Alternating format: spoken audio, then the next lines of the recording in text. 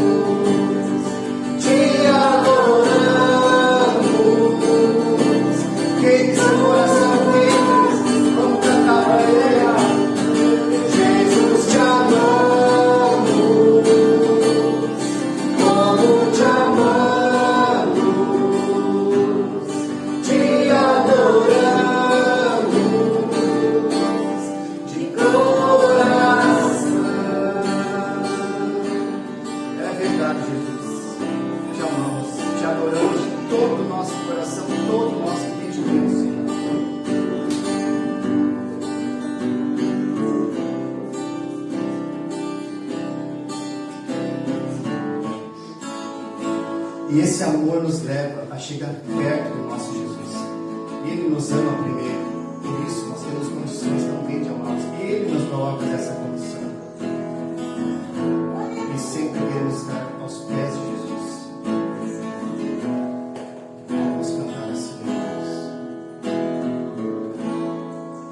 Perto quer estar,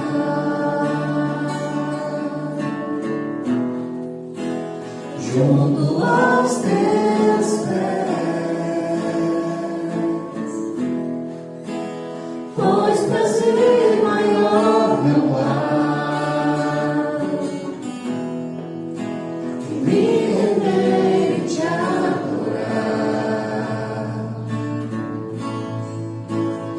tudo que há em mim.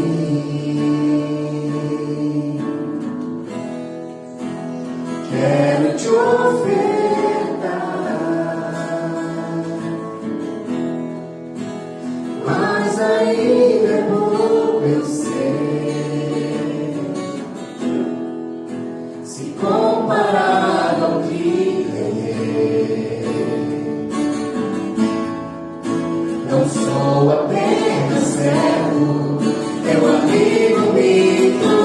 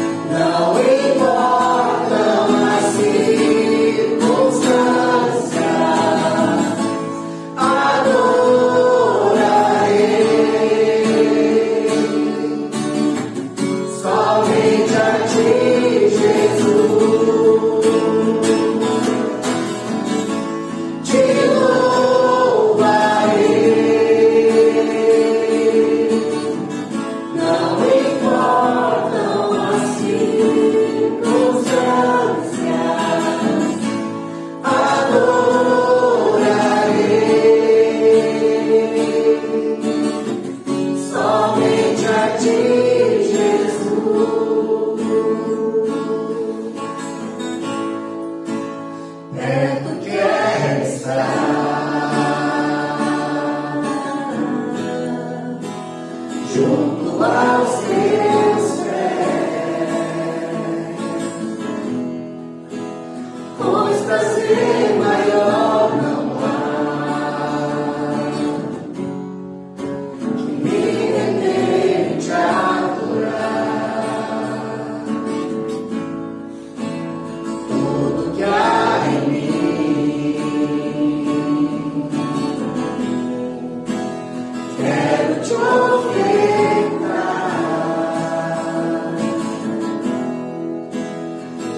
Ainda é bom eu sei, se comparado ao que ganhei, eu sou apenas servo, teu amigo me conhece. Te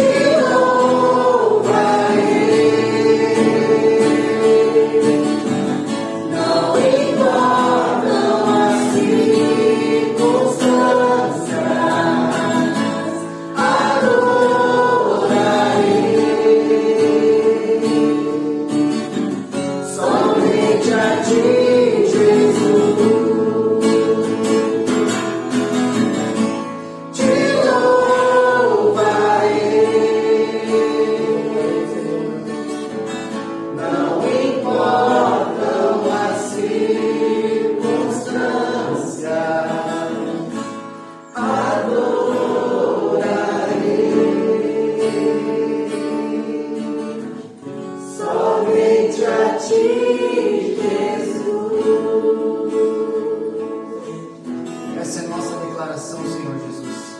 Adoraremos somente a Ti. Eu ficava maravilhado e queria estar no tempo que você esteve na terra, queria estar próximo de Ti, para olhar as maravilhas, olhar tantos milagres que o Senhor fez. Mas hoje, Jesus, eu pude presenciar o maior milagre, eu pude viver o maior milagre em minha vida. Mesmo eu andando, respirando, achando que estava vivo, Tu veio, me deu um toque, me deu vida ao mesmo tempo, Jesus. Tu dá vida a quem acha que está vivo, Jesus. Esse é o maior milagre que Tu faz ainda hoje e fará sempre. Em nome de Jesus.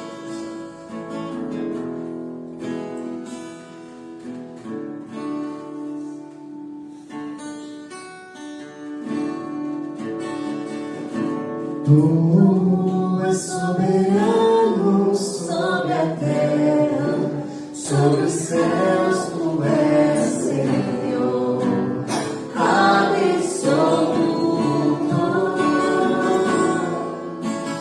Tudo que existe acontece, Tu sabes muito bem, Tu és tremendo.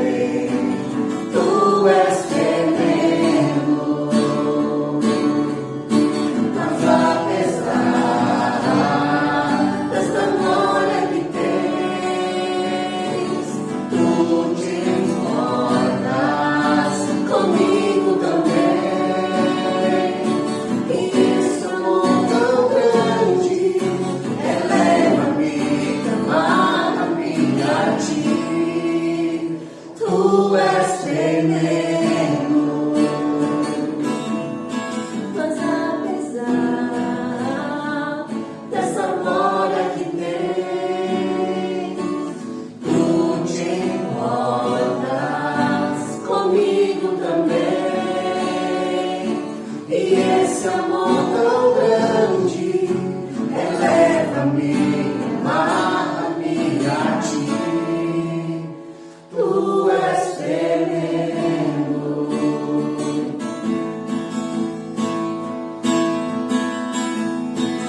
Tu és soberano sobre a terra, sobre os céus. Tu és Senhor absoluto. Tudo que existe acontece. Tu sabes muito bem. Tu és tremendo. Mas apesar desta glória que tem, tu te importas comigo também. E esse amor tão grande, eleva-me, amarra-me a ti. Tu és tremendo. Tu és tremendo. Tu és tremendo. Pai, obrigado, Senhor, por ter nos trazido aqui, Pai. Por estarmos em comunhão com os irmãos, Pai. Tive uma semana e não tinha voz, Senhor, e queria vir adorar o Senhor. E o Senhor me trouxe até aqui, me trouxe a minha voz de volta. Em nome de Jesus, Senhor, muito obrigado. Amém. Amém, Jesus. Obrigado, Senhor. Bom dia, meus irmãos. Bom dia. Quero convidar os queridos que abram suas Bíblias no livro de Marcos, o Evangelho de Marcos, capítulo 10. Enquanto isso, vou conectar o microfone para aquele que está em casa possa ouvir melhor depois. Inclusive, aquele que está em casa, você deveria estar aqui, a menos que não possa. Você sabe se pode ou não. A gente segue gravando os cultos e postando à noite, então, no canal da igreja lá, para aqueles irmãos que não podem, por algum motivo específico, seja saúde ou qualquer outra coisa, estar conosco aqui pela manhã, né? Mas vai um recado, não é indireta, né? O pastor está dando indireta, não, é bem indireta. Você que está em casa, agora vou olhar para a câmera, você que está em casa assistindo e poderia estar aqui, venha para cá, tá bom? Hoje nós teremos um momento muito especial. É tradição, é de costume, em nossas igrejas, nós fazermos aquilo que nós chamamos de a consagração da criança. Nós temos um casal muito querido, eu já vou chamar eles à frente. Nós temos um casal muito querido, o Júnior e a Bianca, né, com seus dois pequenos, o Heitor e o Pedro. E há um tempo atrás, logo depois que eu cheguei aqui em São Luís, eles me perguntaram acerca disso. Pastor, e a gente nunca consagrou os nossos filhos, nunca apresentou os nossos filhos a Deus na igreja. E eu disse assim para eles, bom, meu irmão, você não está perdendo nada. Não há uma ordenança bíblica para que isso seja feito. Essa cultura que nós temos de apresentar a criança na igreja, ela vem muito do Antigo Testamento e também por conta do costume católico, onde a criança é batizada, né? Onde faz parte da iniciação dela ali para uma vida dedicada a Deus. Nós não cremos nisso. O que nós fazemos na consagração, então, é apenas um ato público daquilo que já aconteceu. Aí aquele dia eu conversando com eles, né, e eles me falaram assim, tá, pastor, então não precisa fazer? Eu falei, não, precisar não precisa. Mas se vocês quiserem, é um momento muito bonito. Porque nós celebramos algumas coisas quando fazemos isso. Afinal, vocês já apresentaram os filhos de vocês a Deus, já oraram por eles muitas vezes. Eu falo, claro, pastor, com certeza. Como quem diz assim, não tenha dúvida disso. Então, o ponto, antes de fazermos isso, antes de orarmos, então, pelas crianças, eu quero definir algumas coisas para que isso fique mais claro para a gente. Porque às vezes a gente pergunta, assim, a gente não batiza, apresenta, mas o que é apresentar? Não sei.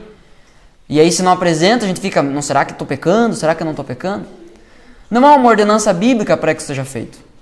No Antigo Testamento havia um ponto da parte da lei onde os primogênitos de cada família deveriam ser consagrados ao Senhor. E isso para que eles lembrassem do livramento que Deus deu ao povo lá no Egito. Lembram das pragas do Egito? Quando Deus mata então o primogênito de cada família, cada casa do Egito. Consagrar então, entregar, fazer uma consagração especial do primogênito, dos filhos, né, do primogênito especialmente, a Deus, era um lembrete.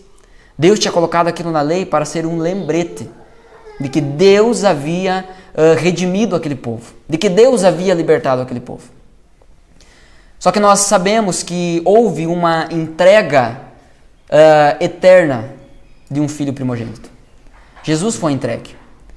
Esse aspecto da lei, ele cai fora. Ele apontava para uma redenção que é cumprida plenamente em Cristo Jesus. Então hoje, nós não fazemos mais isso porque é obrigado ou porque nós temos uma ordem para fazer. Não, nós fazemos isso porque nós queremos celebrar e dizer publicamente que os nossos filhos são do Senhor. Acredito que haverá mais momentos como esses ao longo do tempo, mas hoje nós faremos em especial, então, desses dois queridos. Vamos ler o texto, Marcos 10, versículo 13. Marcos 10, versículo 13.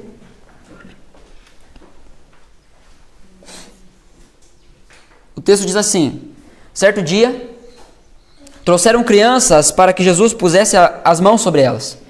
Mas os discípulos repreendiam aqueles que as traziam. Ao ver isso, Jesus ficou indignado com os discípulos e disse: deixem que as crianças venham a mim.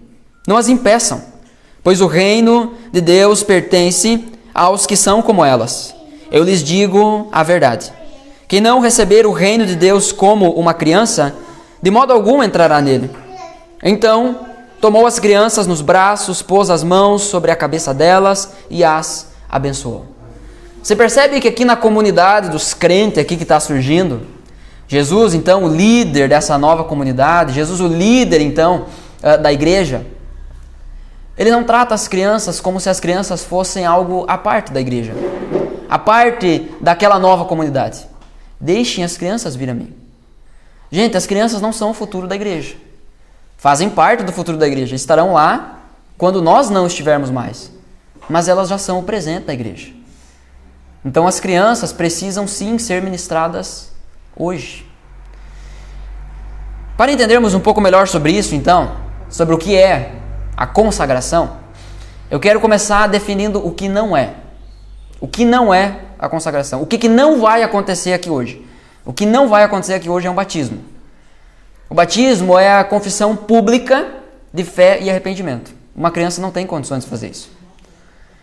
Não há um princípio bíblico para quando a criança é capaz de fazer isso.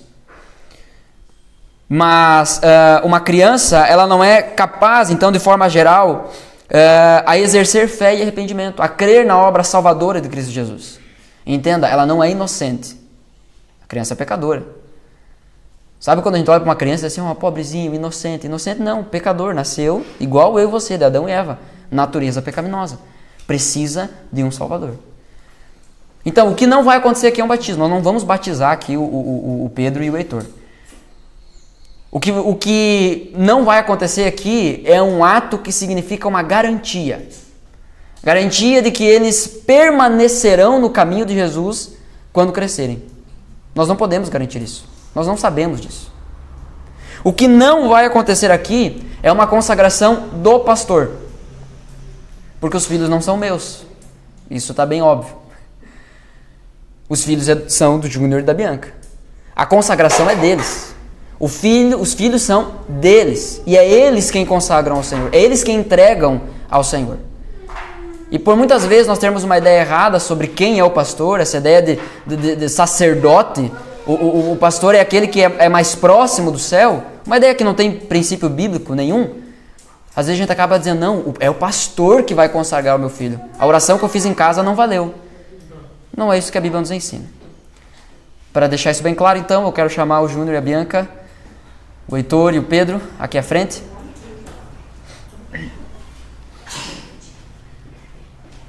Intencionalmente, justamente nesse ponto, aonde nós precisamos entender que o que não está acontecendo aqui é uma consagração do pastor. Podem, pode ficar ali, ó, ficar do lado um do outro, ficar melhor. Para foto depois, né? Então, o que não está acontecendo? Batismo, uma garantia, e o que não está acontecendo é uma consagração do pastor. Tá? Gente, vocês podem ficar bem calmos assim, ó, depois eu vou dizer, pode tirar foto, tá? Só para você não ficar assim meio, será que é agora o momento? Não, ainda não, calma. Vamos definir então o que é que está acontecendo aqui essa manhã. O que está acontecendo é uma celebração. E é uma celebração de 3 coisas. Em primeiro lugar, é a celebração da obediência. Em Gênesis, capítulo 1, versículo 28, Deus diz assim: sejam férteis, multipliquem-se, encham a terra. Louvado seja Deus, estão obedecendo. E fizeram isso quando não eram nem crente, né? Deus nos deu uma ordem, Deus deu um mandato cultural para que o ser humano fosse fértil, para que ele se multiplicasse, para que ele enchesse a terra. A gente sabe que o pecado corrompeu todo esse processo. Então, o que está acontecendo aqui, em primeiro lugar, é a celebração da obediência a Deus. Segundo, é a celebração do reconhecimento. Reconhecimento do quê? Dependência. Senhor, nós estamos reconhecendo a nossa dependência de Ti. E assim, ó, o que eu estou falando aqui, eu conversei com eles, tá? Então, estão aqui assinando embaixo, né? É a dependência de reconhecer que, Senhor, sem Ti, nós não conseguimos criar essas crianças da maneira como a gente deve. Sem Ti, Senhor, a nossa família está perdida. O Júnior orou isso antes, a respeito disso, agradecendo a Deus por aquilo que Deus tem feito na vida deles. E muitos daqueles que têm andado com eles têm percebido o quanto Deus tem feito. Aqueles que têm andado com eles, de fato, têm percebido o quanto Deus tem feito, mas também o quanto Deus ainda precisa fazer, né? Igual nós. Igual nós. Todos nós estamos nesse processo. Então é a celebração da dependência de que, Senhor, nós precisamos de Ti. Sem Ti, os nossos filhos estão perdidos. Porque sem Ti, nós estamos perdidos. Em terceiro lugar, o que está acontecendo aqui é a celebração da responsabilidade. Em primeiro lugar, responsabilidade dos pais. Porque os filhos são... Os filhos são... Não é do vô, não é da avó, não é dos irmãos da igreja, não é do tio, não é do irmão, são deles. Os filhos são deles. Em primeiro lugar, é deles. A responsabilidade é deles. Mas também é a celebração da responsabilidade da família. Porque a família também acaba se envolvendo com isso. Também é a responsabilidade dos amigos. Também é a responsabilidade da igreja. E é por isso que nós temos esse momento na igreja. Por isso que nós celebramos esse momento na igreja. Porque é a celebração da responsabilidade que a igreja tem para com essa família. Agora, no fim, nós iremos orar por eles. E nós estaremos juntos firmando o compromisso. Nós somos responsáveis por vocês. Porque vocês fazem parte do nosso corpo. E isso, é claro, faz com que às vezes tenhamos que chegar e dizer coisas duras a eles. Porque como cuidar dos filhos deles se não cuidar deles? Então a igreja tem essa responsabilidade. Mas ainda, dentro desse grupo, tem um grupo ainda mais específico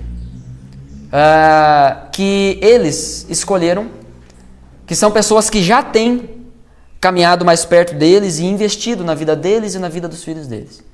Então eu quero chamar aqui à frente aqueles que carinhosamente a gente chama de padrinhos de oração. Vocês sabem quem são, não preciso dizer o nome, venham. Agora aqui à frente. Eu vou me afastar aqui para que vocês possam ficar mais perto deles lá. É só os padrinhos, os filhos podem ficar, o outro fica aí, pode ficar sentado. É só os padrinhos. Pode ficar lá. Vamos. Depois vocês ajeitam pra foto, tá? Só pra gente orar. Vai mais pertinho, né? Então assim, irmãos, nós iremos orar então pelo Heitor, pelo Pedro. Iremos orar por essa família. Eu quero convidar a igreja para se colocar em pé. Obrigado, Nana, que já puxou a fila. Convidar a igreja para se colocar em pé. E assim, ó, eu acho que eu devia ter falado antes, né? Claro, tem gente que está sentado por um motivo específico, então fique tranquilo. Mas se você não concorda com esses pontos, especialmente na responsabilidade que nós temos como igreja para com eles, por favor, se sente, tá bom? Porque esse é um momento de verdade, isso não é um momento de hipocrisia. Nós precisamos entender que essas crianças fazem parte da igreja e nós devemos investir na vida delas, investindo na vida, primeiramente, dos seus pais. E a esse grupo aqui, que eu quero me direcionar agora a vocês, de vocês é esperado muito mais.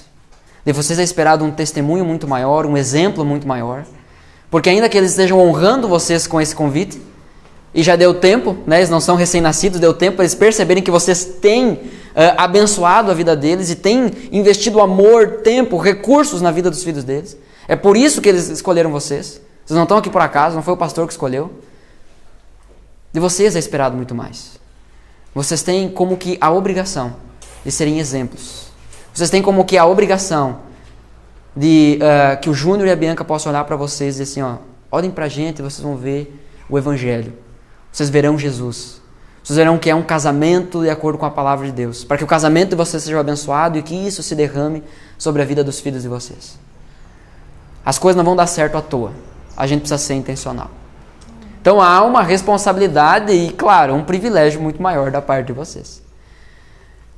Amém? Amém. Obviamente vocês já aceitaram o desafio, né? Porque estão aqui.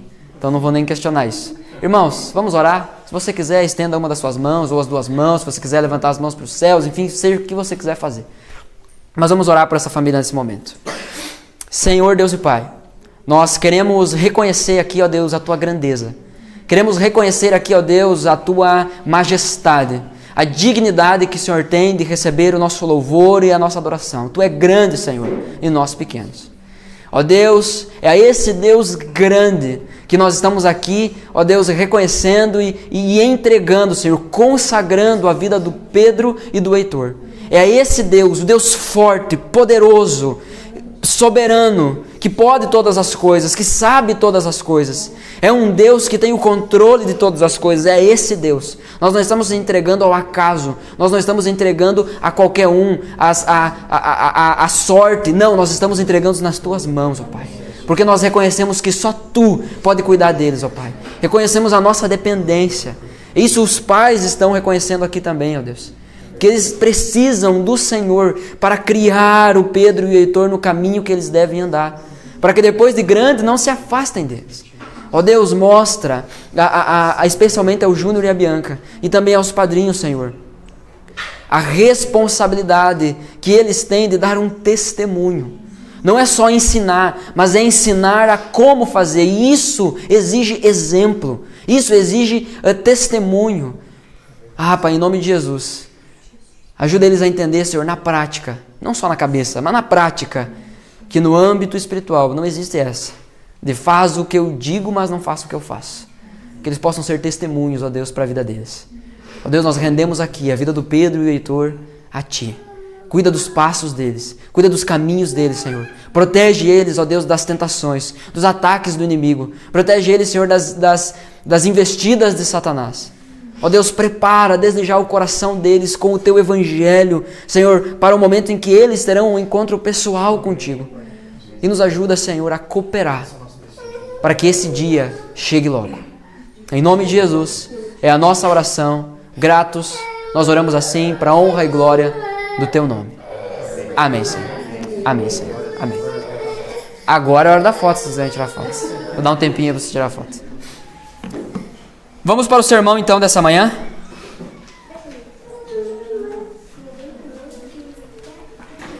Quero convidar você a abrir a sua Bíblia no livro de Jó.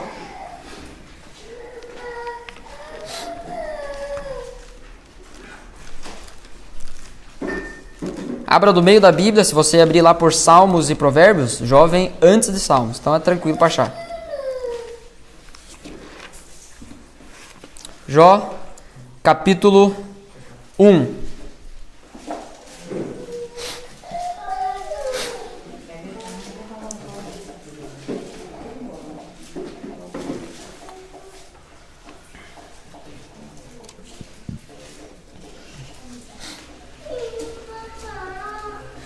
Quantos irmãos acham?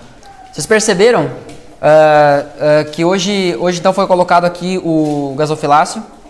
O que é o gasofilácio? É isso aqui, ó, essa urna, onde você coloca o dinheiro de Deus aqui. O teu você fica no teu bolso, não tem problema nenhum, na tua conta, tá? O de Deus tu coloca aqui. No momento então do louvor, nós vamos adotar isso como prática a partir de hoje da nossa igreja. No momento do louvor, então, você pode vir à frente, se você veio preparado com dinheiro físico, você pode depositar aqui, que o nosso tesoureiro depois estará recolhendo com mais uma pessoa. Também é o momento que, se você tem acesso à internet, você quiser fazer a sua transferência diretamente, você pode fazer, tá bom? Então, no momento do último louvor aqui, essa manhã, nós teremos isso.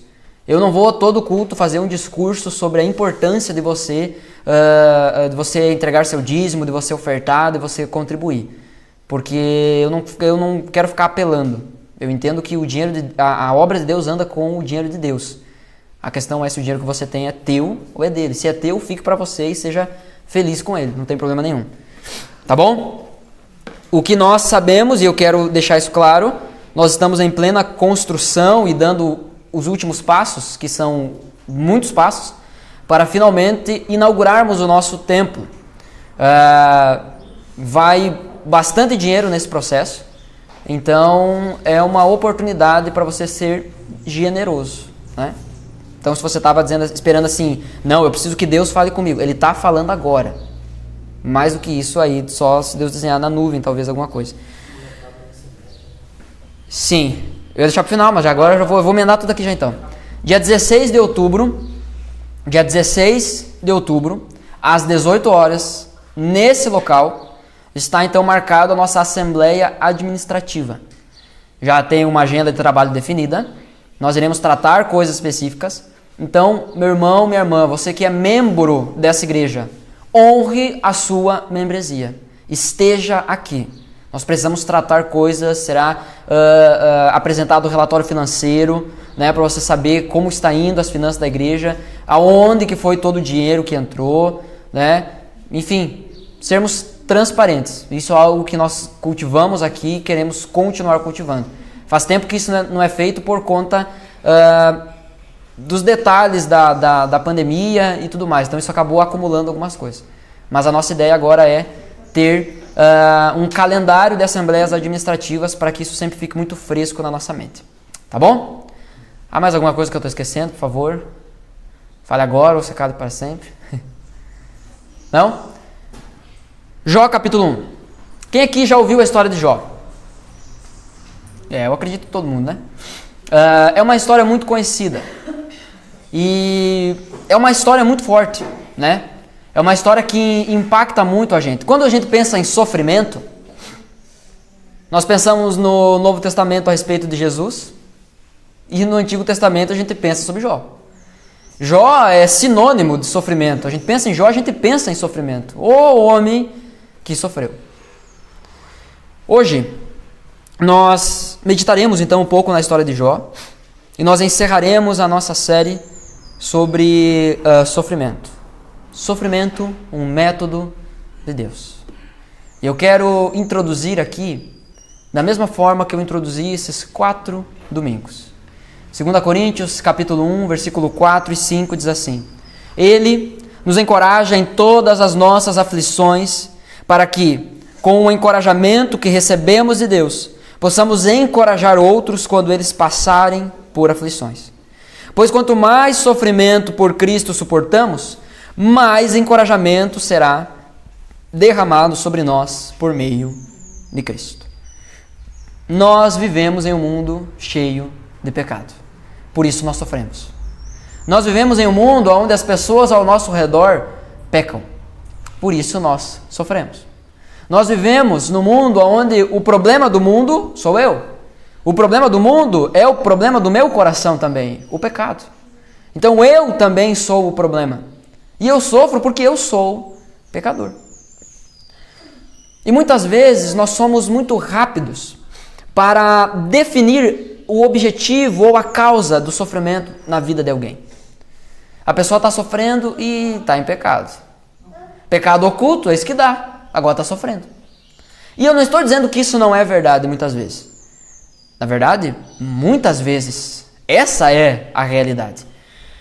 Nós sabemos e temos isso claro na Escritura, que Deus traz sofrimento para que muitas vezes leve a pessoa ao arrependimento, ao quebrantamento.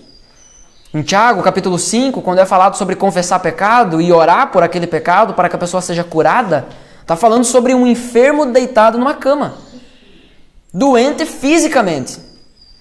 Muitos pecados que cometemos trará doenças físicas para a gente, não só emocionais e espirituais. Mas isso nós já falamos no segundo sermão. A questão é, há um propósito geral para o sofrimento, principalmente para o crente. Deus deseja nos encorajar, nos consolar no meio do sofrimento, para que com esse encorajamento, para que com esse consolo, nós possamos encorajar e consolar outros que estão passando pelas mesmas coisas. O sofrimento nunca é em vão. Nunca. O título do sermão dessa manhã é Não me sinto bem. E essa é uma realidade de muitos de nós, muitas vezes. A questão que precisamos considerar é que o que sentimos nem sempre reflete a verdade. Nós temos dias bons, temos dias maus, isso é fato. Às vezes o que sentimos é de verdade, mas não representa a verdade. Eu senti que hoje eu cheguei e... Deixa eu ver aqui quem que eu não cumprimentei dando um soquinho. A Cris. Senti aqui que hoje a Cris ela não me cumprimentou. Eu acho que a irmã está de mal comigo. Aí eu vou embora e fico com aquilo. Semana inteira pensando. Vou na igreja, a irmã diz que gosta do pastor, mas nem cumprimentou o pastor. E eu fico alimentando aquilo ali. Semana inteira. Chega no outro domingo, eu passo aqui, de propósito eu já passo longe da Cris. Se ela não me cumprimentou esse domingo que vem eu já nem cumprimento ela também. Não vou ficar mendigando atenção. E eu fico sentindo aquilo. E aquilo que eu sinto é verdade, mas não representa a verdade. A gente só não cumprimentou porque ela chegou aqui, estava conversando com os outros, eu estava aqui conversando com os outros, resolvendo outras coisas e não tem problema nenhum. É um exemplo simples, bobo, mas que a gente pode aplicar a grandes coisas na nossa vida. E muitas vezes nós transmitimos esse pensamento a Deus. Eu sinto que Deus me abandonou. Quantos de nós já não nos sentimos assim? Eu sinto como se tudo estivesse errado. Eu sinto como se eu tô no inferno. Eu sinto como que Deus ama mais os outros do que a mim. Mas isso nem sempre representa a verdade. O que nós sentimos, a dor, a perda, a mágoa, a frustração, as coisas que nós sentimos às vezes são de verdade, mas nem sempre elas representam aquilo que é de verdade. Na história tão conhecida de Jó, é como se o texto perguntasse para nós: o que você faria nessa situação? É ou não é? A gente lê a história de Jó, a gente ouve a história de Jó, e é uma história tão gritante. A realidade que Jó vive é tão gritante aos nossos olhos. Uma leitura superficial percebe, coitado do cara. Uma leitura superficial nos levanta esse questionamento. Eu não sei o que eu faria no lugar de Jó. E é bom que pensemos nisso. Uma coisa é certa: Jó não se sentia bem com aquilo que estava acontecendo na sua vida. Jó não se sentia bem com aquilo que estava acontecendo com a sua vida. Vamos ler o texto? Nós vamos ler alguns Nós vamos passear um pouco pelo livro de Jó, especialmente o início e o fim. Não há tempo para olharmos o livro de Jó, né, na íntegra. Então a gente vai dar uma olhada aqui de forma geral. Mas eu quero começar aqui no capítulo 1, versículo 1. Havia um homem chamado Jó, que vivia na terra de Uz. Ele era íntegro e correto. Temia a Deus e se mantinha afastado do mal. Tinha 7 filhos e 3 filhas. Era dono de 7.000 ovelhas, 3.000 camelos, 500 juntas de bois e 500 jumentas. Também tinha muitos servos. Na verdade, era o homem mais rico de toda aquela região. Os filhos de Jó se revezavam em preparar banquetes em suas casas e convidavam suas 3 irmãs para celebrar com eles. Quando terminavam nesses dias de festas, o Jó mandava chamar seus filhos a fim de purificá-los. Levantava-se de manhã bem cedo e oferecia um holocausto em favor de cada um deles, pois pensava: pode ser que meus filhos tenham pecado e amaldiçoado a Deus em seu coração. E essa era a prática habitual de Jó. Certo dia, os anjos vieram à presença do Senhor e Satanás, o acusador, veio com eles. De onde você vem? Perguntou o Senhor. Satanás respondeu: estive rodeando a terra, observando o que nela acontece. Então o Senhor perguntou: você reparou em meu servo Jó? Não há ninguém na terra como ele. É homem íntegro e correto, teme a Deus e se mantém afastado do mal. Satanás respondeu: é verdade, mas Jó tem bons motivos para temer a Deus. Tu puseste um muro de proteção ao redor dele e de sua família e de seus bens e o abençoaste em tudo o que ele faz. Vê como ele é rico. Estende a tua mão e tome tudo o que ele tem, e certamente ele te amaldiçoará na tua face. Pois bem, você pode prová-lo, disse o Senhor. Faça o que quiser com tudo o que ele possui, mas não lhe cause nenhum dano físico. Então Satanás saiu da presença do Senhor. Certo dia, quando os filhos e filhas de Jó estavam no banquete na casa do irmão mais velho, chegou à casa de Jó um mensageiro com esta notícia: seus bois estavam arando e os jumentos pastando perto deles, quando os sabeus nos atacaram. Roubaram todos os animais e mataram todos os empregados. Só eu escapei para lhes contar. Enquanto ele falava, outro mensageiro chegou com essa notícia: o fogo de Deus caiu do céu e queimou suas ovelhas e todos os seus pastores. Só eu escapei para lhe contar. Enquanto ele falava, outro mensageiro chegou com essa notícia: 3 bandos de saqueadores caldeus roubaram seus camelos e mataram seus servos. Só eu escapei para lhe contar. Enquanto ele falava, ainda outro mensageiro chegou com essa notícia: seus filhos e suas filhas estavam no banquete na casa do irmão mais velho. De repente veio do deserto um vendaval terrível e atingiu a casa de todos os lados. A casa desabou e todos seus filhos morreram. Só eu escapei para lhe contar. Então Jó se levantou, rasgou o seu manto, depois raspou a sua cabeça, prostrou-se com o rosto no chão em adoração e disse: saí nu do ventre de minha mãe, estarei nu quando partir. O Senhor me deu o que eu tinha e o Senhor o tomou. Louvado seja o nome do Senhor. Em tudo isso, Jó não pecou nem culpou a Deus. Vamos orar mais uma vez. Espírito Santo, é inútil esse tempo se o Senhor não ministrar em nossos corações. Estamos diante da Tua Palavra e cremos que ela é viva e eficaz. Fala conosco, Senhor, em nome de Jesus. Amém. Amém. É um texto difícil de ler sem se envolver. É um texto difícil de ler sem olhar para essa história e ficar: tem alguma coisa errada aqui. E eu quero passar por alguns pontos desse primeiro capítulo e fazer algumas considerações após. Então acompanhe comigo aí. Esse é o texto que nós ficaremos, tá? Acompanhe comigo aí então. Do versículo 1 ao 5, nós percebemos que Jó era irrepreensível. O texto fala sobre um homem. Jó não é uma parábola. Jó não é uma ilustração. Jó não é uma... Me fugiu a outra palavra. Mas Jó não é um faz de conta. Jó é um homem real, vivendo numa terra real, na vida real. Jó existiu. Jó não é um devaneio.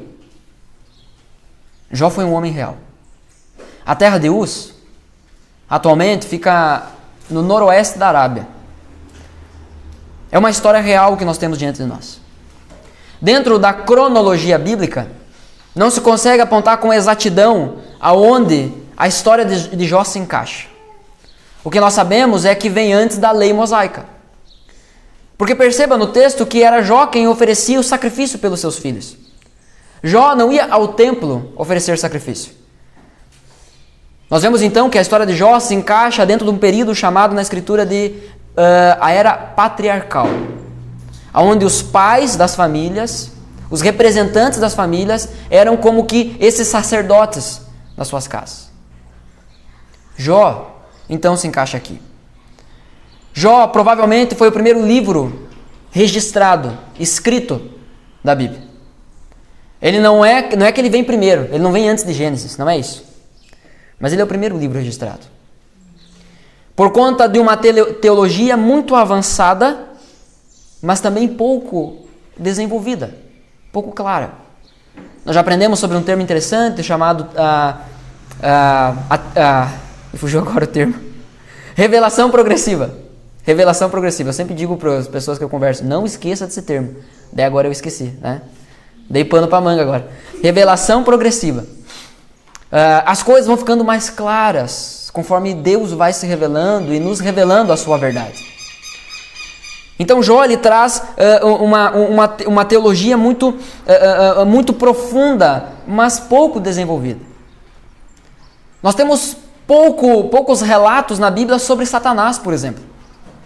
Qualquer teologia sistemática, qualquer livro de estudo da teologia que você pegar, na área da demonologia, que vai falar sobre Satanás e seus demônios, ainda que essa teologia e esse estudo fale muito sobre isso, vai falar pouco.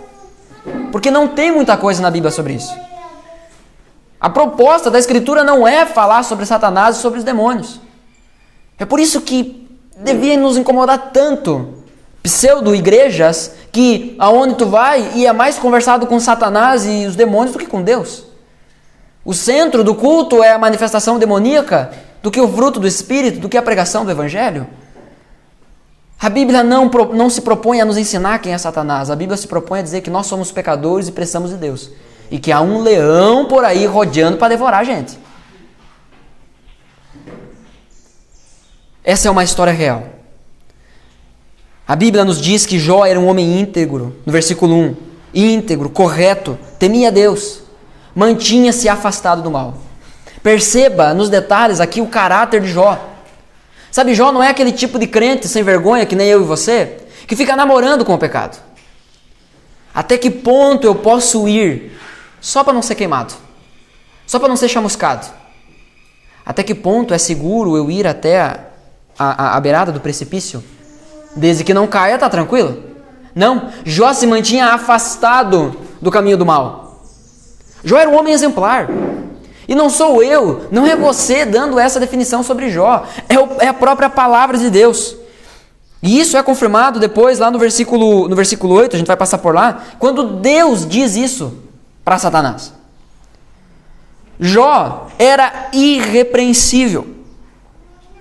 Zelava pela sua família. Havia uma harmonia na sua casa. Perceba, Jó se preocupava com a possibilidade dos filhos dele terem pecado. Jó não apenas corrigia os seus filhos, mas ele ensinava os seus filhos. Jó se prevenia. Jó chamava os filhos e dizia assim, vamos oferecer um holocausto, vamos oferecer uma oferta, uma adoração a Deus. Não é só quando a gente peca que a gente busca a Deus. Que homem, que pai, que crente, gente. Jó era irrepreensível. Diante disso, nós percebemos que não há uma causa para o sofrimento de Jó. Porém, há um objetivo. Não há uma causa para o sofrimento de Jó, mas há um objetivo. E nós vamos entender isso. No versículo 6 ao 8, nós percebemos que Jó desconhecia o desafio espiritual. Estava acontecendo um desafio aqui na realidade espiritual, invisível aos olhos de Jó. Ninguém na terra sabia sobre isso. Perceba, certo dia, a minha versão aqui NVT, ela diz assim, certo dia, na tua talvez vai dizer um dia, mas é um dia comum. Não é um dia que acontece a cada 1000 anos. É um dia comum. É um dia comum no céu, na eternidade, onde os anjos vêm se apresentar a Deus. Provavelmente, depois de terem realizado alguma missão que Deus tinha dado, uma mensagem que Deus havia mandado entregar, e eles vêm como que prestar contas a Deus. Nós vemos isso em Apocalipse, quando nós vemos que o céu todo adora de eternidade a eternidade, dizendo santo, santo, santo é o Senhor Deus Todo-Poderoso. Estão a todo tempo diante de Deus, o adorando. E aqui então os anjos se achegam diante de Deus. E chega também Satanás. Talvez a pergunta que nos vem é: como é possível um Deus que é puro, um Deus que é perfeito, aonde não existe possibilidade de haver comunhão entre luz e trevas, aonde nenhum pecado, nenhuma maldade, nenhuma impureza sobrevive diante daquele que é santo, como Satanás se apresenta diante de Deus? A minha resposta é a mesma que a tua. Não sei. O que a Bíblia diz é que Satanás se apresenta também diante de Deus. Eu creio num Deus onipresente. Eu creio num Deus que está em todos os lugares.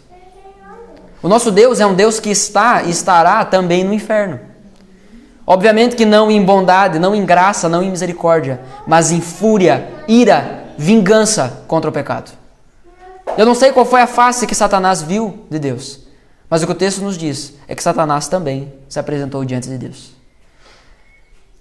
Você percebe que quem coloca Jó nesse jogo é o próprio Deus?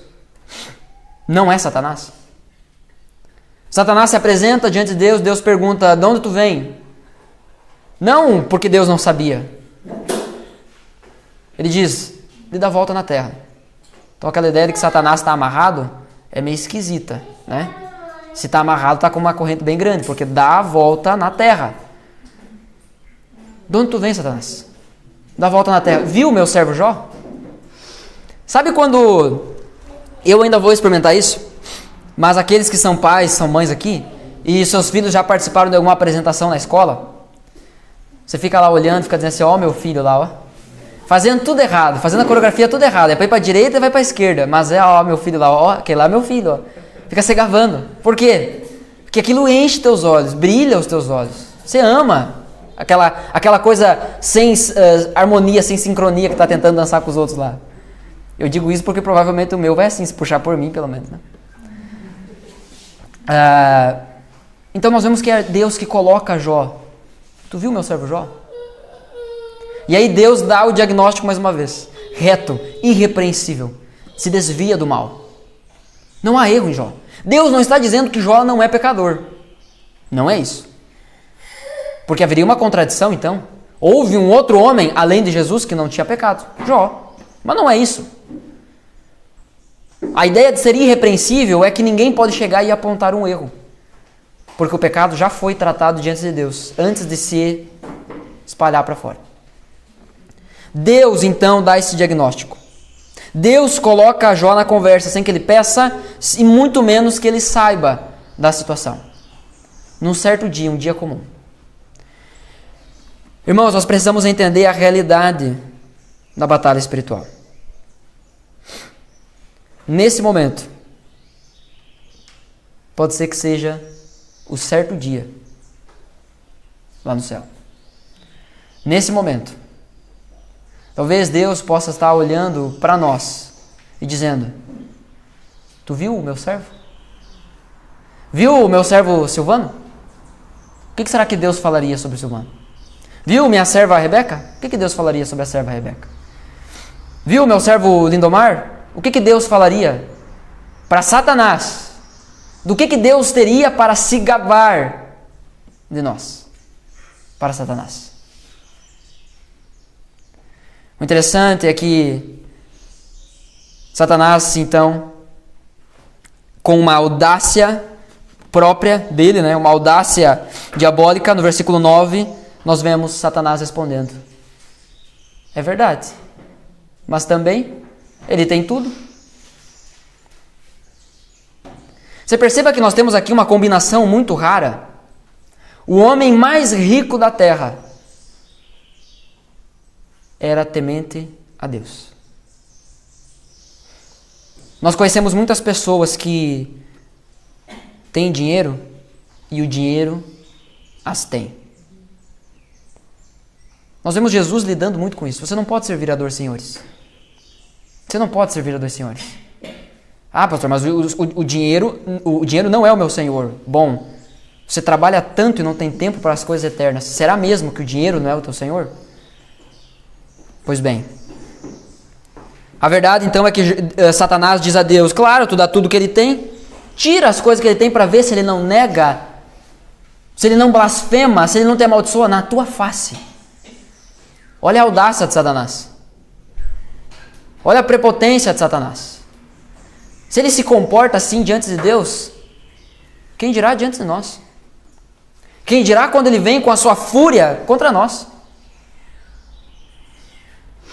Jó é como a árvore mais alta de uma floresta. Ele é aquele que tem as raízes mais profundas, e ele é aquele que é mais alto. A sua retidão, a sua santidade, a sua justiça, a sua piedade faz com que ele seja o mais alto dentre os homens. E assim como a árvore mais alta numa floresta é a que atinge principalmente os raios, da mesma forma Jó agora está no alvo de Satanás. Nós precisamos entender que quanto mais nós nos expormos pela causa de Cristo, maior será o alvo nas nossas costas. O mundo me odeia, certamente também odiarão vocês. Jesus nos deixa isso claro. Perseguirão e até mesmo matarão vocês. Não esperem receber mais do que o Senhor de vocês. Será mesmo que esperamos ser honrados, receber uma coroa de glória, quando nosso Senhor recebeu uma coroa de espinho? Queremos ser honrados por esse mundo? Se você quiser ser, Paulo escrevendo a Timóteo vai dizer isso: todo aquele que quiser servir piedosamente ao Senhor Jesus terá sofrimento, será perseguido. Então isso não é uma escolha. Ou a gente não serve, ou não devemos buscar então servir dessa forma a Deus. Nós temos aqui claramente desenhado o ministério desse acusador. É levantar hipóteses, é nos acusar. Tira o que Jó tem. Claro que ele não vai te abandonar, tu dá tudo para ele, tu abençoa ele, tu protegeu a família dele e os seus bens.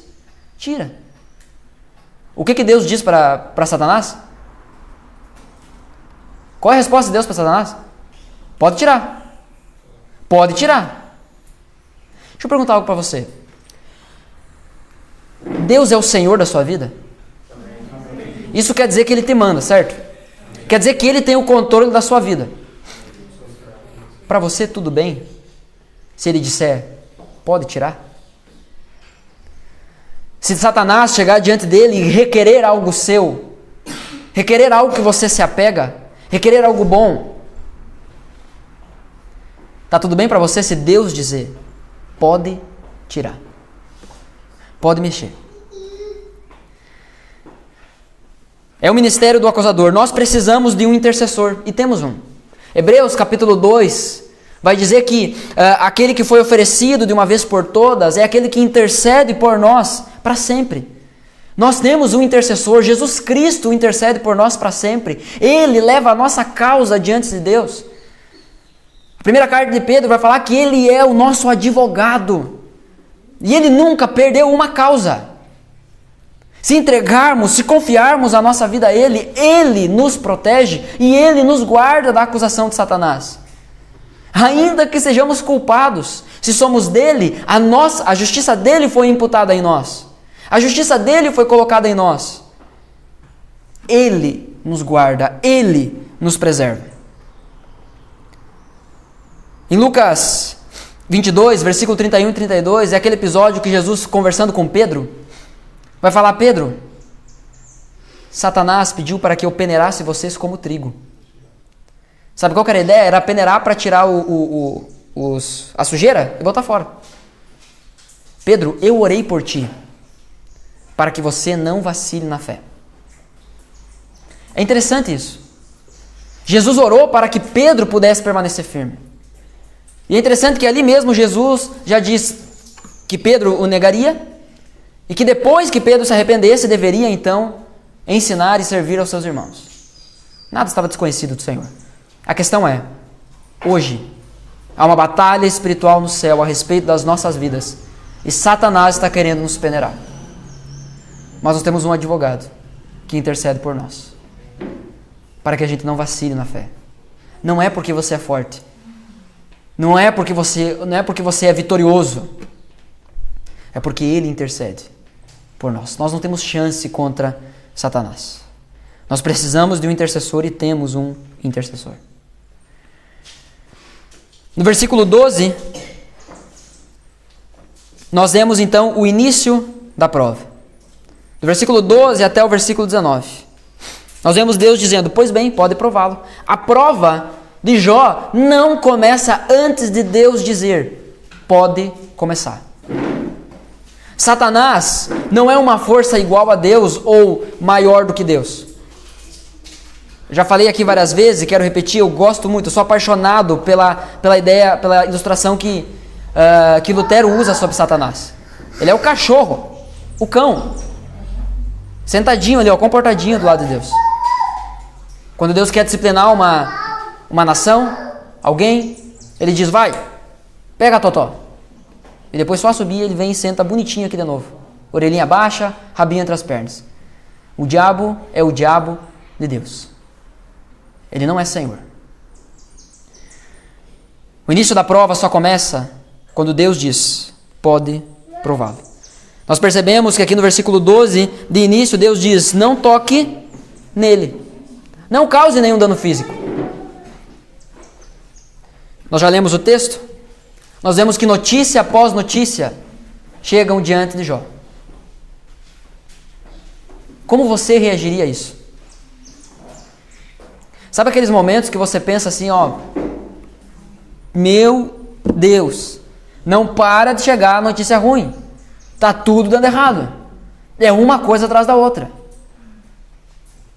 Você perde o emprego, bate o carro, briga com a esposa, corta o pé,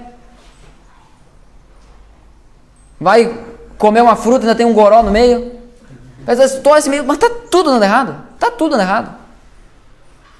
Essa semana eu conversei com um cara que ele me disse assim: meu irmão, ora por mim, por favor. Olha, eu não acredito em azar, mas se eu acreditasse, essa é a semana. Atolei o carro, bateram no meu carro. Então, são coisas bem pequenas comparado a tudo aquilo que Jó estava experimentando. O detalhe está: enquanto esse ainda falava, veio o outro. É uma notícia atrás da outra. É um golpe atrás do outro. Não há tempo para respirar. Deus não dá sossego a Jó. Aquele homem santo, justo, agora atraiu Satanás e a fúria de todos os teus demônios, que estão incitando outros povos rebeldes para atacar, para botar fogo, para roubar, para saquear Jó. Fogo cai do céu, vento derruba a casa. A gente pode olhar para tudo isso e pensar: tá bom, bens materiais tu conquista, mas Jó perdeu 10 filhos. Como tu lida com isso? Pergunta com resposta óbvia: Jó se sentia bem?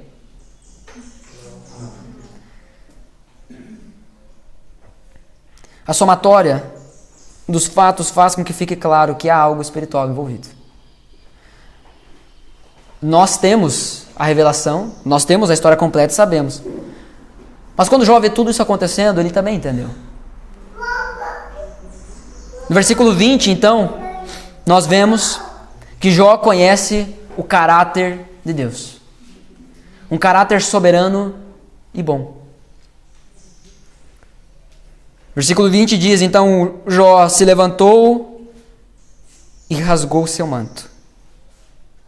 Irmãos, eu quero que você pense nessa cena comigo. Eu fico imaginando Jó recebendo todas essas notícias. E ele é como que um boxeador no ringue. E ele está recebendo golpe atrás de golpe. Golpe atrás de golpe. Já ficando grogue. E talvez na última notícia que ele recebe, Jó, os teus filhos. Talvez ele pensasse, os jumentos tudo bem. Os meus funcionários tudo bem. Mas os meus filhos...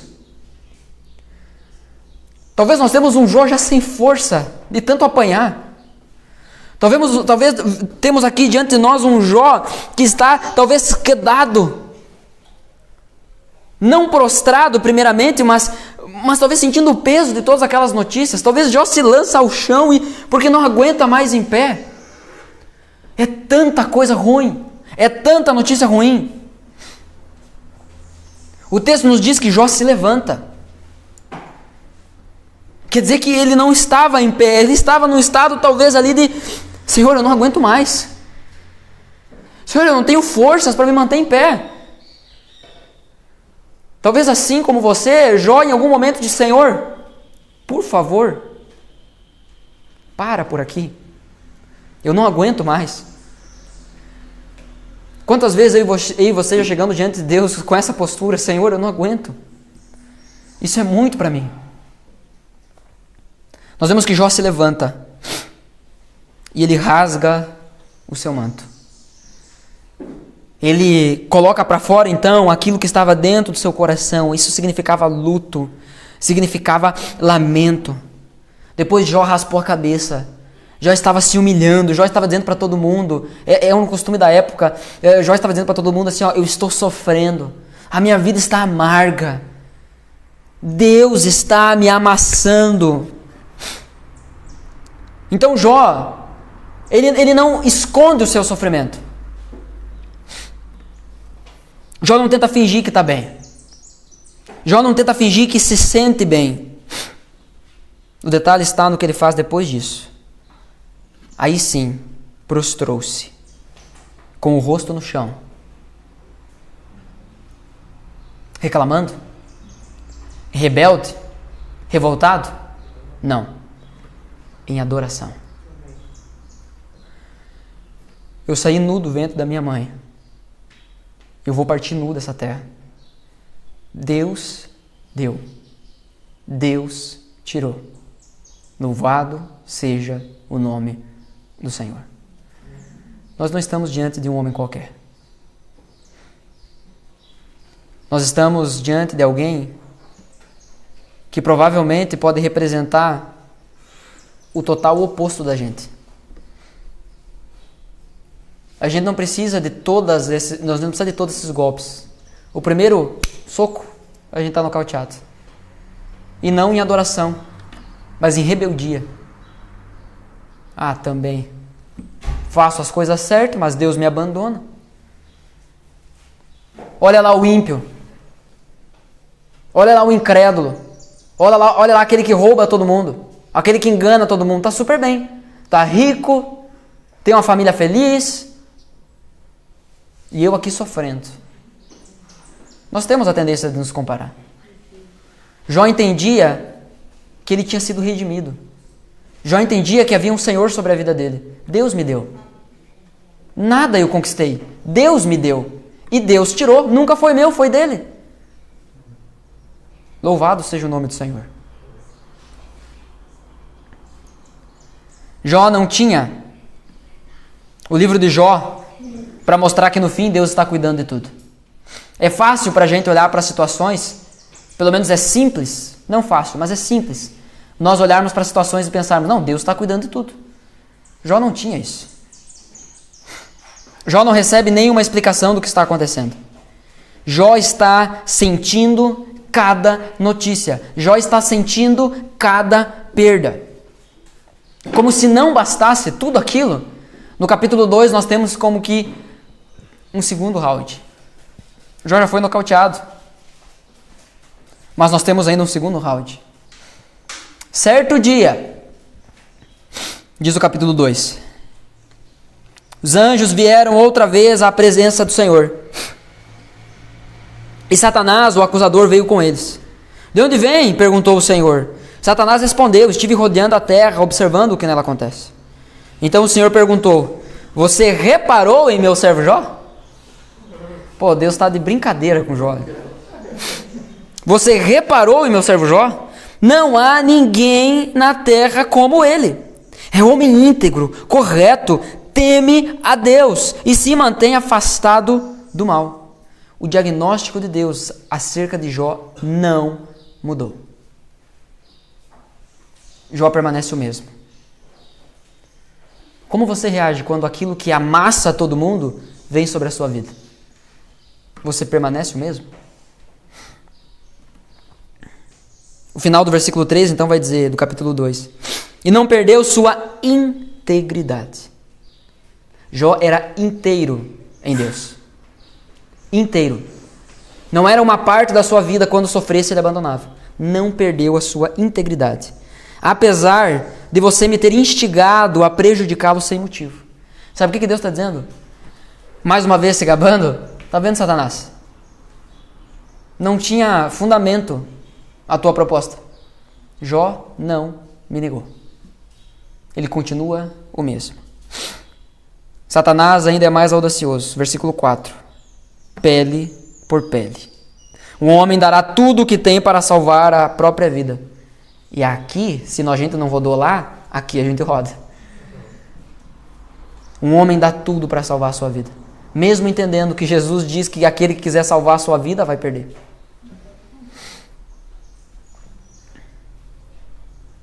Versículo 5. Estende a tua mão e tira a saúde dele, e certamente ele te amaldiçoará na tua face. Qual que é a resposta do Senhor? Pois bem. Ah, meu irmão, se você não confiou de verdade a sua vida ao Senhor Jesus, não é um bom negócio andar com Ele. Porque Ele vai te colocar em cada confusão. Ele vai colocar Satanás para atacar a tua vida. Ele vai permitir que Satanás ataque a tua vida. Então, ou você confia a sua cabeça ao céu e para de tentar tomar o controle das coisas, ou é melhor que você assuma que está brincando todo esse tempo. Satanás saiu da presença do Senhor e causou em Jó feridas terríveis. Da sola dos pés ao alto da cabeça. Uma unha encravada faz com que tu nem caminhe direito. As feridas que Jó recebe são feridas que sangravam, que saíam pus, que fediam por todo o corpo de Jó. Jó, versículo 8, Jó sentado em meio a cinzas raspava a pele com caco de cerâmica. É o nosso caco de vidro. Sua esposa lhe disse, você ainda tenta manter sua integridade? Amaldiçoe a Deus e morra. Há alguns aqui que vão dizer que a esposa de Jó abandonou a fé. Diz assim, não vale a pena mesmo servir a Deus, amaldiçoa e morre. Há outros que vão dizer que a esposa de Jó, numa imaturidade, está dizendo, é melhor tu morrer do que ficar assim. Então amaldiçoa a Deus porque Ele vai te matar. Ele vai te matar de uma vez. E talvez haja esperança para ti. Nós não sabemos, o desespero mexe com a gente. Você que se acha o crentão, faz ou não faz bobagem quando está desesperado, quando está sofrendo? Você ainda tenta manter sua integridade? Amaldiçoe a Deus e morra.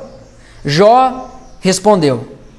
Aquilo que muitos maridos gostam de falar para suas esposas, né? Você fala como uma mulher insensata. Algumas traduções que dizem assim, você fala como uma mulher louca. Aceitaremos da mão de Deus as coisas boas e nunca o mal? Em tudo isso, Jó não pecou com seus lábios.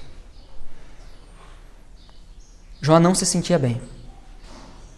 Mas isso não muda quem Deus é. Aceitarei da mão de Deus apenas as coisas boas e nunca o mal? Nós vemos uma das, para mim, declarações mais poderosas da Bíblia. Jó capítulo 19. Nós vemos aqui Jó 19.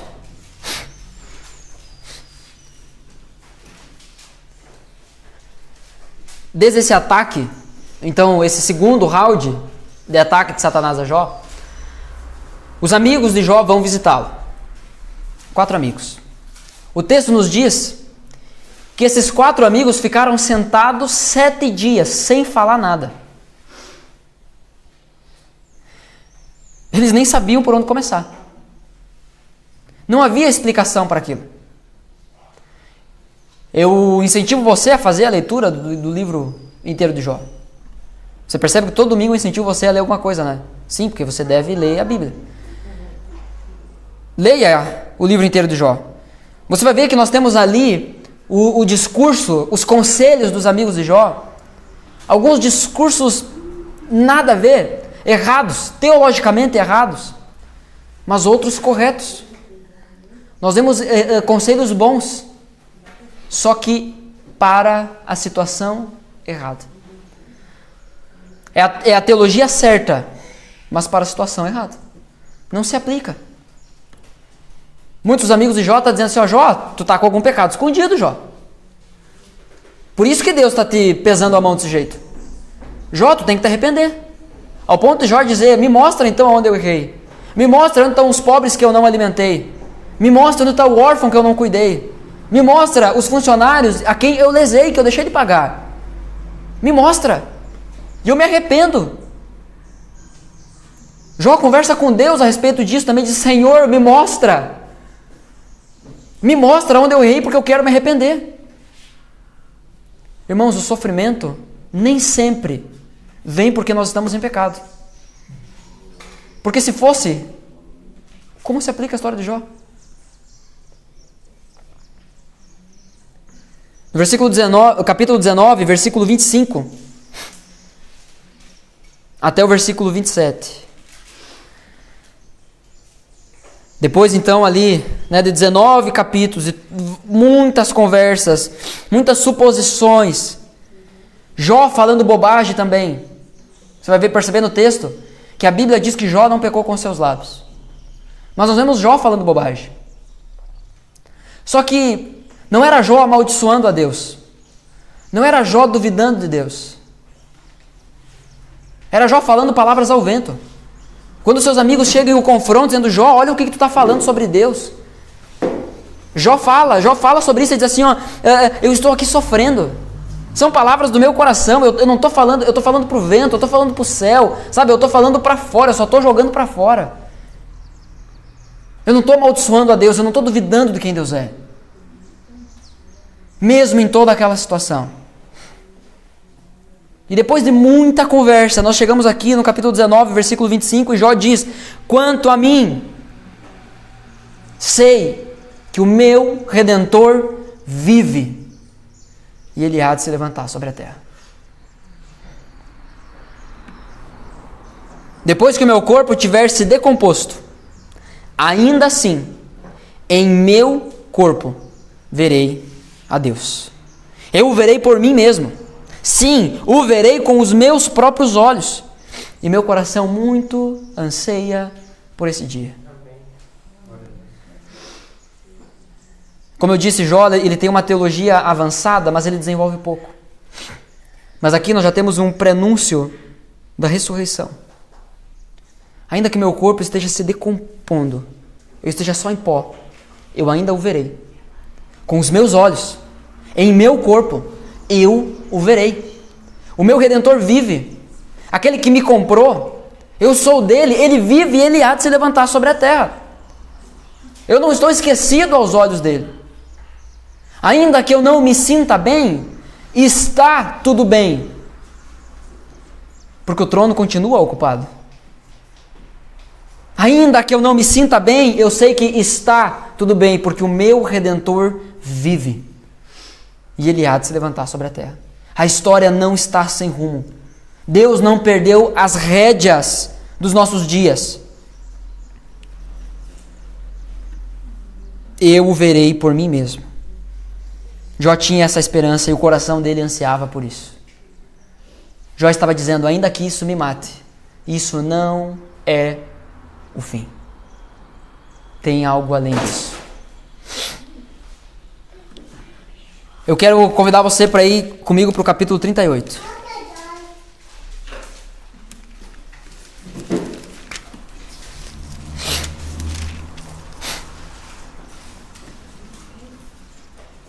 E eu quero simplesmente fazer algumas leituras a partir aqui do capítulo 38, para nós considerarmos algumas coisas.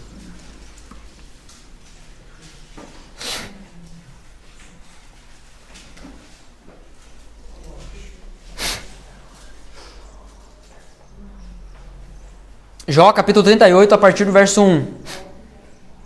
Então, do meio de um redemoinho, o Senhor respondeu a Jó.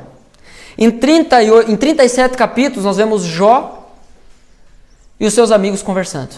Nós vemos os seus amigos questionando a Jó, Jó respondendo, eles questionando a Deus. Deus deixa eles colocar tudo aquilo para fora, e só no capítulo 38, Deus responde. Perceba, Deus não vem com uma resposta. Quem é esse que questiona a minha sabedoria com palavras tão ignorantes? Prepare-se como um guerreiro, pois lhe farei algumas perguntas e você me responderá. Onde você estava quando eu lancei os alicerces do mundo? Diga-me, já que sabe tanto. Quem definiu suas dimensões e estendeu a linha de medir? Vamos, você deve saber.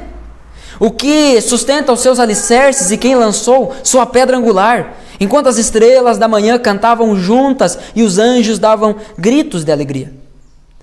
Quem estabeleceu os limites do mar quando do ventre ele brotou? Quando eu o vesti com nuvens e o envolvi em escuridão profunda? Pois o contive atrás de portas com trancas para delimitar os seus litorais. Disse, daqui não pode passar. Aqui, suas ondas orgulhosas devem parar. Você alguma vez deu ordem para que a manhã aparecesse? E fez o amanhecer se levantar no leste? Fez a luz do dia se espalhar até os confins da terra para acabar a perversidade da noite? À medida que a luz se aproxima, a terra toma forma como o barro sob um anel de selar. Como uma veste, seus contornos se mostram. Versículo 16. Você explorou as nascentes do mar? Percorreu suas profundezas? Sabe onde ficam as portas da morte? Viu as portas da escuridão absoluta? Tem ideia da extensão da terra? Responda-me, se é que você sabe. De onde vem a luz e para onde vai a escuridão? Você é capaz de levar cada um ao seu lugar? Sabe como chegar lá? Claro que sabe tudo isso, afinal, já havia nascido antes de tudo ser criado e tem muita experiência. Você alguma vez visitou os depósitos de neve ou viu onde fica guardado o granizo? Eu os reservo como armas para os tempos de angústia, para o dia da batalha e guerra. Onde os relâmpagos se dividem? De onde se dispersa o vento leste? Quem abriu o canal para as chuvas torrenciais? Quem definiu o percurso dos relâmpagos? Quem fez a chuva cair sobre a terra árida, no deserto onde ninguém habita? Quem envia a chuva para saciar a terra seca e faz brotar o capim novo? Acaso a chuva tem pai? Quem gera o orvalho? Quem é a mãe do gelo? Quem dá a luz à geada que vem do céu? Pois a água se transforma em gelo duro como pedra e a superfície das águas profundas se congela. No capítulo 39, nós vemos Deus usando então coisas da criação, animais, detalhes, gestação, tempo do parto, alimentação, a conquista do alimento. Deus usa tudo isso para esbanjar, para mostrar quem Ele é, a sua sabedoria, a sua grandeza. No capítulo 40, então o Senhor disse a Jó: ainda quer discutir com o Todo-Poderoso? Você critica Deus, mas será que tem as respostas? Deus chama Jó para a batalha mais uma vez. Então Jó respondeu ao Senhor: eu não sou nada. Como poderia encontrar as respostas? Cobrirei minha boca com a mão, já falei demais, não tenho mais nada para dizer. Jó finalmente entendeu de forma plena quem ele era. Mas Jó ainda não tinha entendido quem Deus estava querendo tornar ele. É por isso que o desafio continua. No versículo 13, então, Jó respondeu ao Senhor: no versículo 6, o Senhor responde a Jó. Então, do meio do redemoinho, o Senhor respondeu a Jó: prepare-se como um guerreiro, pois lhe farei algumas perguntas e você responderá. Porá em dúvida a minha justiça e me condenará só para provar que tem razão? Você é tão forte quanto Deus? Sua voz pode trovejar como a dele? Então vista-se de glória, esplendor, de honra e majestade.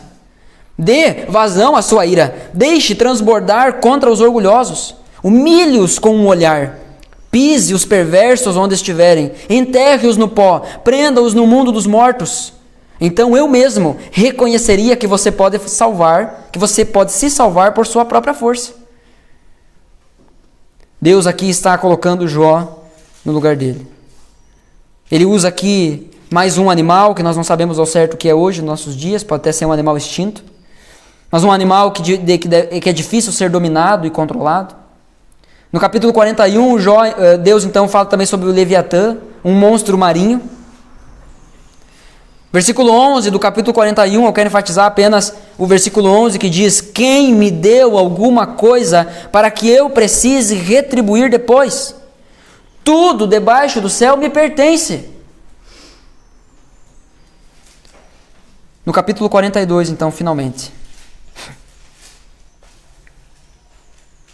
depois de Deus mostrar a sua majestade e a sua grandeza, então Jó respondeu ao Senhor: sei que pode fazer todas as coisas e ninguém pode frustrar os teus planos. Perguntaste: quem é esse que com tanta ignorância questiona a minha sabedoria? Sou eu. Falei de coisas de que eu não entendia, coisas maravilhosas que eu não conhecia. Disse: ouça e eu falarei, e eu lhe farei algumas perguntas e você responderá. Antes, eu só te conhecia de ouvir falar. Agora, eu te vi com os meus próprios olhos. Retiro tudo que disse e me sinto arrependido no pó e nas cinzas. O objetivo não causa. O objetivo de todo o sofrimento de Jó era para que Jó passasse agora a conhecer a Deus como alguém que vê Ele de perto. Jó não tinha noção do tamanho do Deus que ele tinha. Diante dessa manifestação de grandeza, de majestade, Jó finalmente entende: eu não sabia uma gota de quem tu era. O sofrimento muitas vezes vem a nós justamente para que nós busquemos a Deus e passemos a conhecê-lo mais do que antes. Jó não recebe uma resposta para os seus questionamentos e sofrimentos. Jó passa a conhecer o Senhor de maneira profunda. Não precisamos de explicações para os nossos sofrimentos. A pergunta que eu mais ouço em alguns aconselhamentos é: por quê? Por que isso? A gente pode especular, a gente pode sondar algumas coisas, mas no fim, eu não sei. Porque pode estar acontecendo alguma coisa no céu do qual eu não tenho conhecimento, do qual você não tem conhecimento. Há uma batalha espiritual que envolve as nossas vidas e Deus está trabalhando em tudo isso. E Deus está querendo se revelar a nós. Nós não precisamos de explicações. Você percebe que depois que Deus se revela com tamanha grandeza, majestade a Jó, Jó não faz mais nenhum questionamento? Senhor, eu me arrependo. Eu falei de coisas que eu não sabia. Retiro tudo o que eu disse. Aquelas perguntas que eu fiz, Senhor, não importa. Os questionamentos que eu tinha, não importa. Eu me arrependo. Me sinto arrependido no pó e nas cinzas. Deus não está preso a circunstâncias, pessoas ou lugares. Nós sim. Nós nos sentimos bem e depois nos sentimos mal. Nós achamos que tudo está dando certo e depois achamos que tudo está dando errado. Nós, quando somos questionados, e aí, tudo bem? Percebe que a gente sempre responde de uma forma diferente? Ao menos aquelas pessoas que não querem responder, só dizem assim, ó, sim, tudo bem, não quer falar sobre isso, né? A gente diz assim, estou aqui trabalhando. Sim, estou descansando. Sim, estou com dor de cabeça. Sim, estou feliz. Ganhei um presente. A nossa condição sempre está presa às circunstâncias, às pessoas, aos lugares. Deus não. Quando Deus manda Moisés libertar o povo do Egito, e Moisés pergunta, quem eu digo que está me enviando? Deus diz, eu sou. Eu sou o quê? Eu sou. Eu não estou preso a pessoas, circunstâncias ou lugares. Deus não muda. Deus não muda. O nosso Deus é soberano e bom. Quando rendemos nosso coração a Ele, podemos descansar, pois está tudo bem. Ainda que a gente não sinta, ainda que não sintamos, está tudo bem. Ainda que eu não sinta, ainda que eu não veja, ainda que o sofrimento grite o contrário, está tudo bem. Uma frase do pastor Josemar Bessa. E se Deus quiser ser glorificado no seu sofrimento? Tudo bem para você? Romanos 8:28 diz que Deus faz com que todas as coisas cooperem para o bem daqueles que amam a Deus, de acordo com o propósito dele. O fim da história de Jó não é o nosso fim. Jó é um tipo, um anúncio, um farol que aponta para o verdadeiro servo sofredor, Jesus Cristo. Por meio do sofrimento de Jesus e não por meio do sofrimento de Jó, nós podemos esperar um final feliz, a eternidade com o nosso Pai. Nós não precisamos pedir para passar a mesma coisa que Jó passou. Senhor, eu quero a fé de Jó. Não, eu quero a fé de Jesus. A fé de Jó é falha. Senhor, eu quero sofrer como Jó, para te conhecer como Jó. Não, Senhor, eu quero completar em mim, como diz o apóstolo Paulo. Quero que se complete em mim os sofrimentos de Cristo. Jó não é o centro da história. O sofrimento de Jó não era nem sobre Jó. O sofrimento de Jó era sobre um servo sofredor que viria um dia e sofreria plenamente, como um redentor, não apenas para no fim perdoar os seus amigos e pastorear sua família, mas para alcançar todos os pecadores. Jesus é o verdadeiro servo sofredor. Billy Graham disse certa vez, eu li a última página da Bíblia. Vai ficar tudo bem. Essa é a nossa esperança. Deus está no controle. Está tudo bem. Ainda que a gente não sinta. O trono está ocupado. O nosso Senhor reina. Amém? Eu quero orar com você.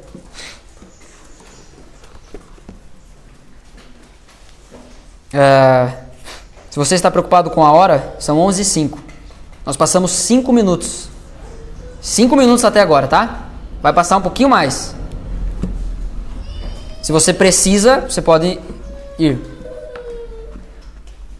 Eu quero apenas aqui apresentar uma conclusão dessa nossa série.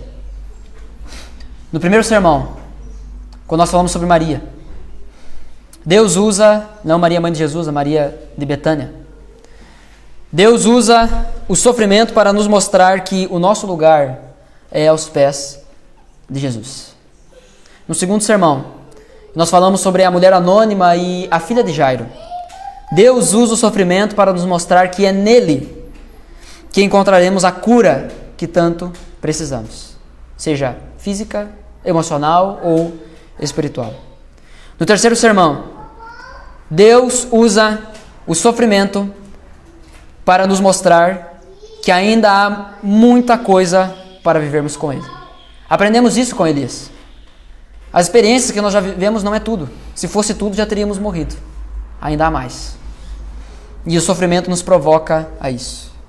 Hoje, então, Deus usa o sofrimento para nos mostrar que Ele é grande e eu pequeno. É Ele quem decide como será glorificado.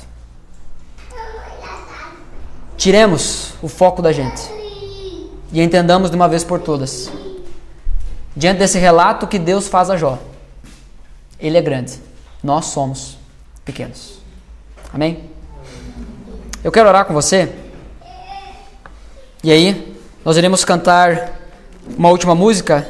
E após a música, então, nós já estamos dispensados.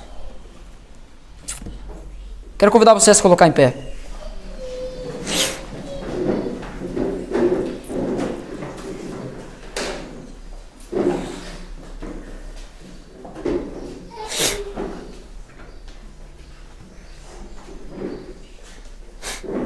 Com certeza, há bem mais relatos bíblicos que nós poderíamos abordar sobre o sofrimento.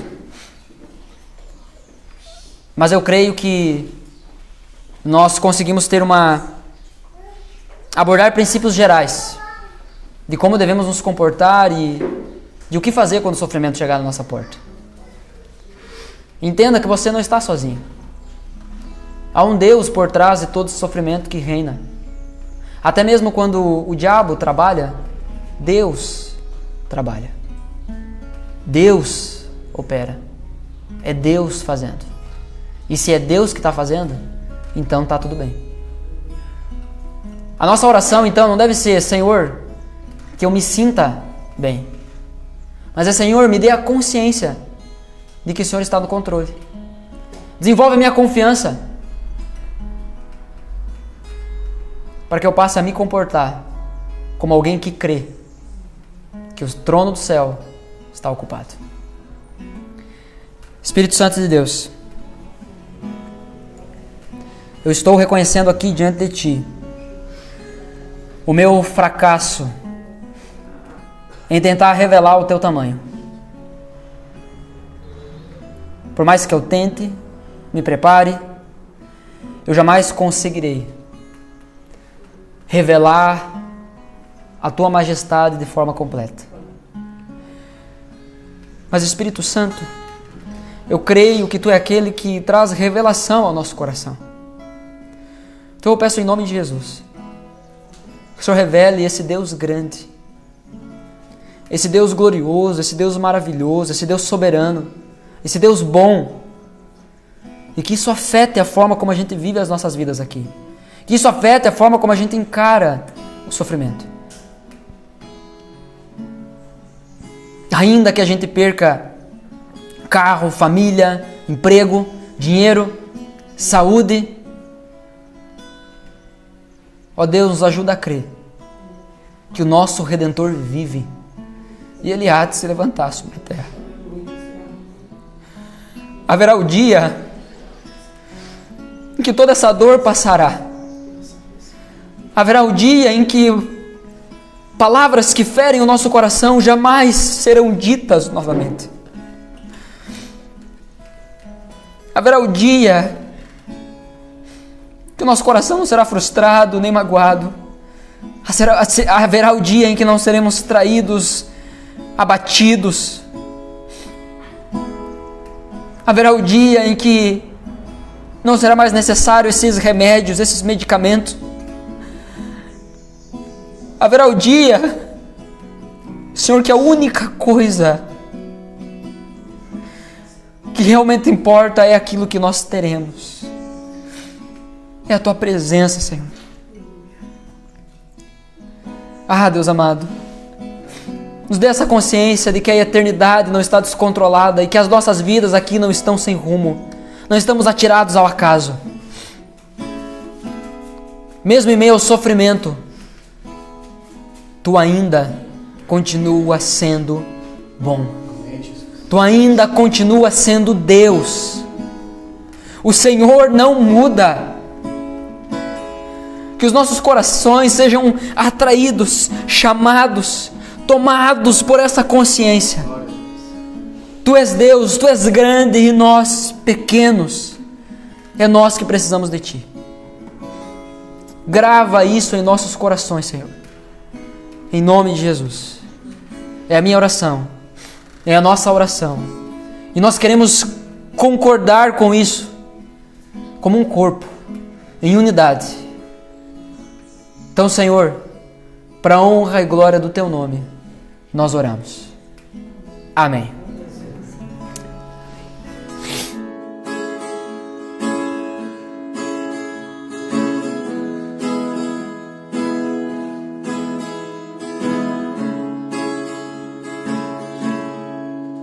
Um dia a gente aprende a confiar em um Deus que faz milagres e ouve a nossa oração, que se faz presente aqui.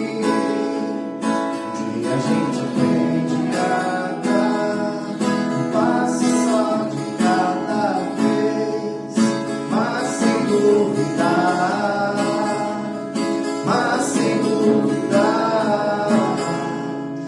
Ele continua sendo bom, Ele continua sendo Deus, Ele continua sendo bom, Ele continua sendo Deus, Ele continua sendo bom, Ele continua sendo Deus, Ele continua sendo bom, Ele continua sendo Deus.